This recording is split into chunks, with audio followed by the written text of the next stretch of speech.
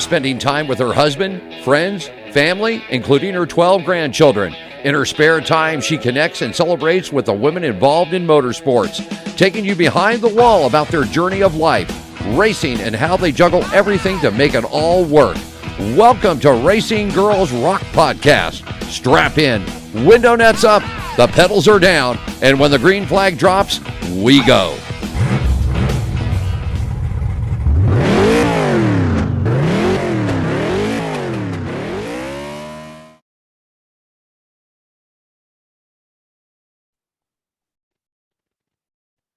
Hello, everyone. This is Melinda Russell with Racing Girls Rock Podcast. And it's my honor today to have a very special guest. Her name is Christi Schimpke, and the name of her company is Crash Jewelry. And if you wonder what Crash Jewelry is, I can't wait for her to tell you and for her to show you some examples. And I will also post some pictures along with the podcast when it gets posted, because I can't even explain how beautiful this jewelry is. I was able to see it in person when I went to Nashville to the Women with Drive event that was held the weekend of the Indy race. And she had a display of jewelry there, and the women were 3 deep trying to get to the table to look at the jewelry. And most of them were so unique that if you saw one you liked, you better grab it, because it was the only one like it. And so I wanted to have Christi on and talk to her about where she came up with this wonderful idea, this beautiful jewelry. And so we connected today. And Christi, welcome to the show. And would you start by telling us just a little bit about yourself? Sure. Well, thank you, Melinda. I'm really, really happy to be here. And thank you so much for the invitation. I love what you do. I live in Southern California, outside of LA on the west side at Culver City. And I'm married, no children. So my husband has a body shop in West LA, and it's been there since 1979. He has a partner who's been there longer, and the shop specializes in mostly Mercedes-Benz. They're a tier 2 certified aluminum welding shop. So they work on new cars, late model cars, but they also work on a lot of European cars and some American cars. So when I met Dan, I was working at UCLA. My background is in art history, actually. And I worked for a number of years at the Getty Museum and then at UCLA. So I had a totally different career prior to this. I've always loved art. I've always been a frustrated artist. I found that doing research and all that reading about artists was very fulfilling, but not working in a bureaucracy like the Getty or UCLA. It's almost impossible to get anything done. It seems like Right. If if you're sort of a go-getter or whatever, or you're proactive, it's hard, Yeah. So Dan and we got married. It was a second marriage, so we were older. And when I met him, I was very unhappy with my job at the time. And so he said, well, why don't you take some time and figure out what you want to do? Because I was always in awe of him, because no matter what he'd done the night before, he'd get up at 5 a.m. excited to go to work, and he'd work long days, and he still does, but he loves what he does. And I never felt that way my whole life, my whole professional career. I never felt like that. And so I did a variety of things, started taking metalsmith classes, which I immediately just felt a strong connection with. And after several years, I became pretty good at it, and then started making more traditional jewelry like you'd see on Etsy or whatever, silver, that kind of thing. And at that point, I had a different company, and it was called Minabee, named after my grandmother. And Dan let me move my studio into a garage adjacent to the property, the body shop. And so this was a few years back, and I would be working, and I'd go out and look at the cars, just take a break, and I'd see these, gorgeous Bentleys come in, and these Mercedes and Lamborghinis and whatnot, and the colors what captured, well, the designs, but also the colors, or what sort of captured my imagination. The paint on these cars. Some of them, like the Bentley and the Windsor blue, or the Damson metallic purple, and it was all factory finish, or the matte finishes, whatever.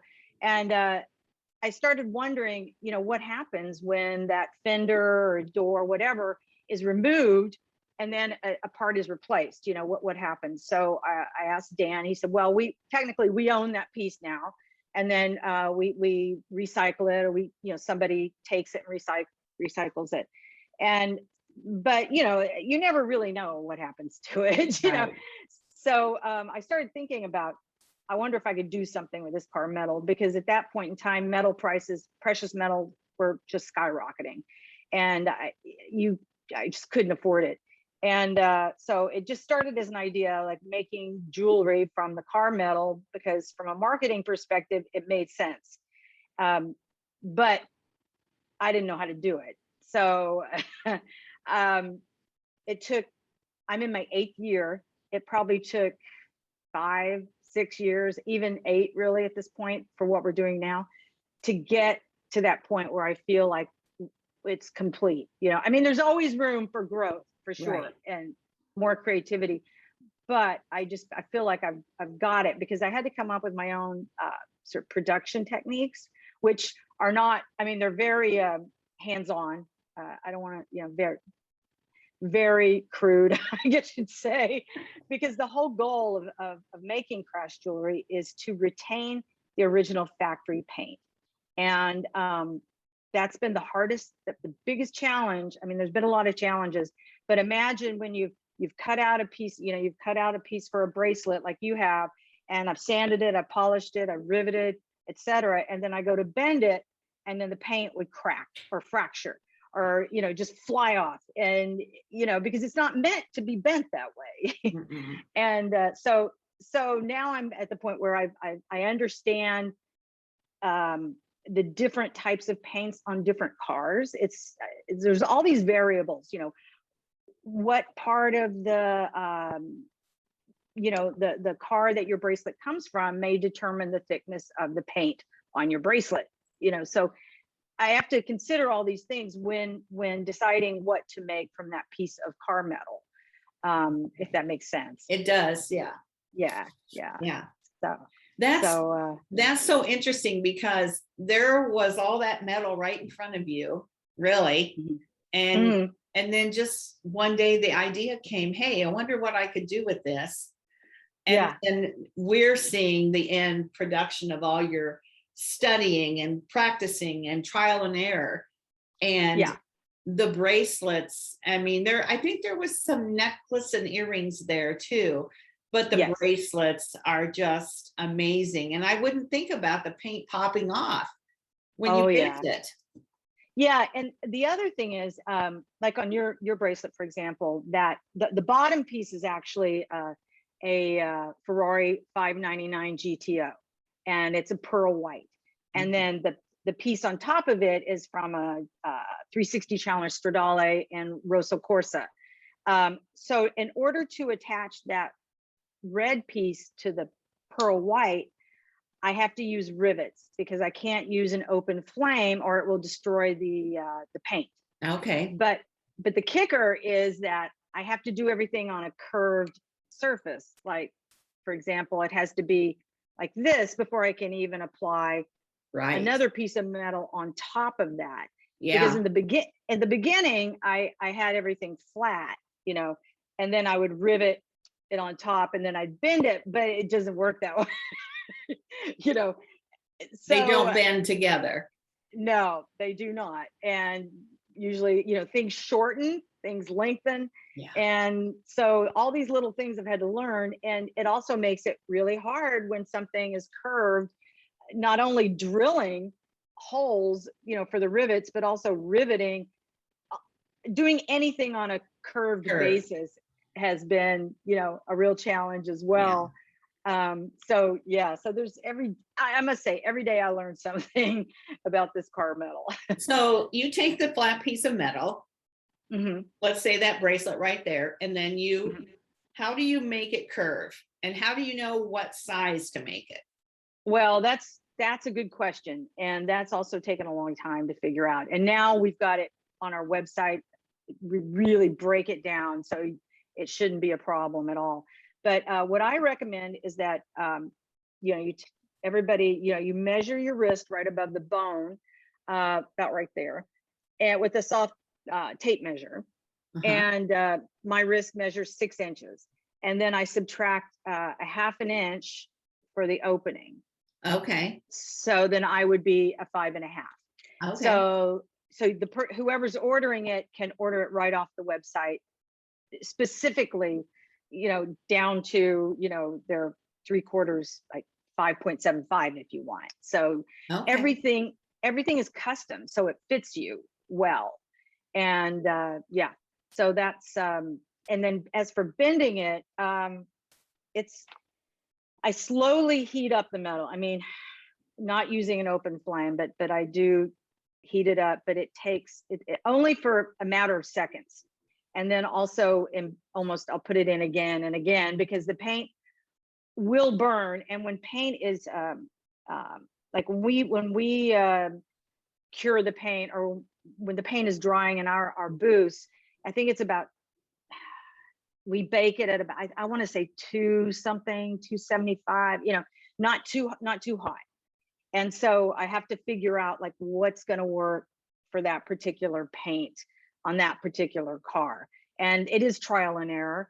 And then once I get it out, depending on if it's aluminum or steel, if it's steel, I can bend it. It's much easier to bend. I can bend it on a mandrel, a steel mandrel, and then use a soft mallet and shape it. If it's aluminum, I have to use an arbor press with an attachment that I found. Somebody that she created this apparatus that has been a game changer for me, I must say, because aluminum is one of the strongest metals I've worked with. It is tough. Yeah. But it's also beautiful. Yeah, it is. And the thing that I like about aluminum too is it's very lightweight. So and it doesn't corrode. So it stays, nice and shiny. So if you want to wear a pair of earrings, they're very lightweight. You don't even know you have them on. Right. And so I like that aspect of it a lot. And most of our cars now are aluminum. So, So another thing that was really cool about each of the bracelets is that there's a little card that comes with it. Yeah. And so tell the listeners about the little cards and what the purpose of those are. Okay, so what we do is we supply a DMV registration card, like you get if you registered your car from the DMV, and it's got a seal on it, like for the state of California, but it's the state of Crash Jewelry. And what's really cute in the middle is a picture of a woman with a helmet, a racing helmet, and a car in the distance. So that's the seal. You have to look at it. It's tiny. Yeah. And what we do is we include a crash VIN number, which helps us also determine if you want to reorder. We'll know what size you are. Okay. It also includes the the make and the model of the car, and the color if we know it. We also include any other details that might be of interest to the customer. For example, if it's laser engraved or I added gemstones, I'll list that, like this is a ruby, or this is, whatever. So it's a small card, but as much information as we can get on there. Yeah. Because we also find that if you give it as a gift, people want to know, they want to know all about it. Absolutely. So, so I thought the little cards were interesting because as the women were looking at mostly the bracelets, as the women were looking at them, one of the ladies said, oh, I want a Ferrari bracelet, or I want a whatever kind of bracelet, because that's maybe the kind of car she had or the kind of car she loved. And she wasn't even caring so much about the design or the color as what kind of car it was made from, which I thought was really interesting, because for me, I was looking at the design and the color and what am I going to wear it with, and what else. And so the one I bought was the silver with the red, and I should have put it on. And like I said, it's packed up because we're going to be leaving. But the jewelry is just, every piece is unique, isn't it? There's no two pieces exactly alike. No, and I want to address that, but go back to what you were saying about how people look at it when they're shopping, because I'm like you, I look for design because I'm a visual person. But what I have learned is that a lot of people, they are such car enthusiasts that that's the first thing they want to know is like, what do you have in a Miata? What do you have in this? What do you have in this color? What do you have in this make? What do you have in this model? It's amazing, and I love it too. And some people even send me their own car metal. They may have a piece in their garage. They may have had a fender replaced. And I always recommend, see if you can keep that fender, see if you can ask the shop to cut a swath out for you, if you want me to make you something. But going back to everything is handmade. Yes, everything is made by hand and everything is one of a kind. However, this past couple years, we've perfected a new technique where we employ a laser engraver.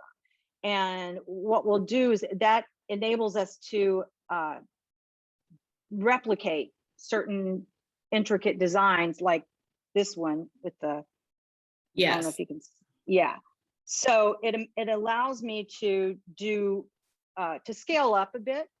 But even though the designs are the same, say, for example, I still have to, cut them, sand them, polish them, rivet it. So everything is a little bit different. Right. But the laser engraving has been a game changer for us. So I was going to ask you, if somebody had a piece from their race car or their personal car, they can actually send that to you and you can work with them and make something very custom. Absolutely. And if it's all we need is that it needs to be steel or aluminum. And for example, this a woman in Ohio sent me part of her race car. It's a Ferrari. It was painted sort of lime green and white. It had all these decals all over it, of course. And people loved it. They love getting a piece of that car with you can see a piece of the decal, or maybe it's got some roughed up edges, or, she was actually pushed into the wall. She was fine, but the car wasn't. Right. And, and also, oh my gosh, this is another great story. This guy in Australia, Ron Goodman, he races Porsche 356s, I guess, the little speedsters. And he's got a shop in Sydney where he works on anything Porsche. He's amazing, this guy. And so he contacted me and he said, a few years back, I went up to Laguna Seca and I was a part of the vintage, the Rolex vintage race event that they have during Car Week. Mm-hmm. And and it was a big deal. He even made a movie about it. So, he brought his car over from Sydney and then he drove it up from LA up to, Monterey. And he, was in this race for several days. Well, at the very end, he did crash. I know he's, obviously he's okay, but he saved part of his car. And he said, can you make something for this, especially for this charity that I'm interested in? Australia was devastated by those wildfires. Right. I think it was for that charity. So he sent me all the way from Australia this box of just rusted pieces of metal, and it was. But we made. I made some beautiful stuff. I bet it was great. It was great. Yeah. So he loved it, and I enjoyed also like helping him out, with this charity as well. Yeah. So how big of a piece of, I'm thinking of my granddaughters, they both race. And so how big of a piece of do you need to make a bracelet? For a bracelet, it doesn't need to be that big. It could be, this something like this, it doesn't need to be that big. But it's better to get a bigger piece if I can. It could be, the size of an envelope, like a padded mailing envelope or something like that. Just to see, because sometimes, you make mistakes. You want to, obviously, the first piece may be a prototype, the next one. So the more metal to work with. But what we usually ask is, if you have some metal, just cut it up into those size pieces. Yeah. Okay. If you can. One guy sent me a hood from Texas, and we cut it up at the shop. So it's up to, the person. I like to have a discussion, see pictures. Then we can determine. A lot of people don't have access to, the cutting tools or whatever to cut up a fender. So, but we can do that for them. Okay. Yeah. All right. And so just roughly, I know the bracelets varied in price, but can you just give them a random, idea of what a bracelet costs, either from the website or whatever? They start at, I think, $65 and go up to about $400 to $500, depending on what's involved. What's on it. Yeah, and how intricate it is, because there was a wide variety of what I thought was excellent prices for what you were getting, because it's so unique and so different. And so I wore mine then all weekend, and I had a couple of people say, "Oh, I love your bracelet," and I said, "Oh, there's a gal that makes these. Go to Christ Jewelry." And whether they did, I don't know, but they're so different looking that they draw attention, and not in a gaudy or look at me kind of way, but just because they're so unique that people say like, "Oh, I really love your bracelet." Yeah. And what's really cool about that is when somebody says that to you, and then you say, "Oh, it's a it's a Lamborghini," they look at you like you're crazy. Right. And then you explain, and then it never fails to amaze me, that people laugh out loud, or they smile, or, and it always makes me happy, because, I mean, that's the thing. You don't know that you're wearing a piece of a car, so that's kind of the hidden surprise as well. So yeah, absolutely. And just, when I first saw them, like I said, I was just, so, I mean, I'm a creative person, so I've scrapbooked. That was my big thing. I love all that kind of crafts things, and I'm an visual person as well. So you can show, I had a ceramic shop for years. So, people look at the greenware, which is just, one color of clay. They can't see the finished product, and I could see it in 10 different ways. And so, just being able to see that, and then to see what you were doing and all the different cars. And I was just thinking, how did she come up with this idea? And I just love that it was, there it is, your husband's business, and it's right there. And you came up with a way to not only repurpose some beautiful metal, because otherwise, who knows where it went to the recycle, landfill. And you were able to just create such beautiful items from it. And so why don't you share, where can somebody go to find out where, like, do you have items that they can purchase that you already have done, and how they can order from you? So let us know all the details about that. Okay, thanks. Absolutely. So you can go, I do have a website. It's a full retail site, and it is crashjewelry.com. And everything is broken into cars, or you can search by types of jewelry, or you can search, I think, by price as well. I try and keep it as up to date as possible. There is a contact form there. If you had an idea for a custom order, or you have your own metal or whatever, feel free to contact me, because I'm always open to that collaboration. So that's, I mostly sell there.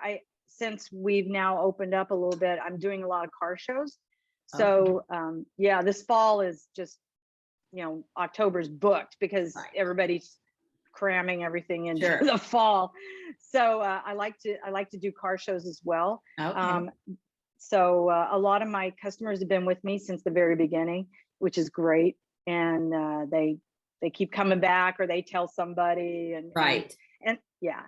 And then I also offer occasionally, sales, things around the holidays. So I always Yeah. try, if you get on the mailing list, I always send out information Okay. about that as well. All right. So go to your website and you can get on the mailing list and you can see what's Mhm. going on. And is there a list of where you're going to be? Yes, I need to update that. Okay. But also, I must say, on the homepage, and also on the press page, there are videos that show how I make the jewelry. Oh, that's So cool. yeah. So that's always good to see, like so you can just sort of conceptualize like what it is she's doing, because Mhm. most people, I mean, a lot of times when I've been at shows and I mention that it's made from the car metal or whatever, I've had people think that I've actually bought a car and Oh, cut it up, or that I paint it, or that it's raw metal and then I paint it, right. or so it's good to see the process, just so you get an idea as to what goes into it, because it Right. is, yeah. Yeah. So, That's cool. But Kalamazoo, and I don't know if they're having it this year or not. I haven't heard, but Kalamazoo always has a huge car show. And I want to say Tin Dusters something, but it's really big deal. And there's a lot of beautiful cars. And I know you're way too far away to come to that show, but those are the kind of shows I think that people really would be interested in what you have. And they do have, booths where people sell things, but I've never seen yeah. any jewelry. What time of the year is that? September, I believe. Oh, okay. Because there's also that the Concours d'Elegance, the what is it, of the Americas or something, that's in at the Inn in St. John's in Plymouth, Okay. I believe. But that one I think is in July. But yeah, Well, you'll have to check. I'll have to check out the dates for you, because I know you said you have relatives in Michigan, and yes, when you were here, it was way too hot. You need to come in September when I it's a know. little cooler and the leaves are just starting to turn a little bit. It's really starting to get pretty here. So I'll That'd get be you that nice. information for down the line, Okay. because it's a big show. It's a big deal. So I'd love to I'd see you love come that. for that. Yeah, That would be, I'd love that. yeah. Well, Christi, is there anything that I've missed that I haven't asked you about that you'd like to share about yourself or what you do? I don't think so. What I was going to say is, since our shop works mostly on European cars, we do occasionally get some American. I'm always on the market for muscle cars. So Okay. if anybody out there, has any connections or, has any scrap metal laying around, let me know, because Okay. I get a lot of requests for Camaros and things like that. And I mean, we do have a couple of Mustangs. We do have one Dodge Charger, but that's it. And then the other thing is I get a lot of requests for is Corvettes. And it's really frustrating because I can't work with Corvette metal because it's fiberglass.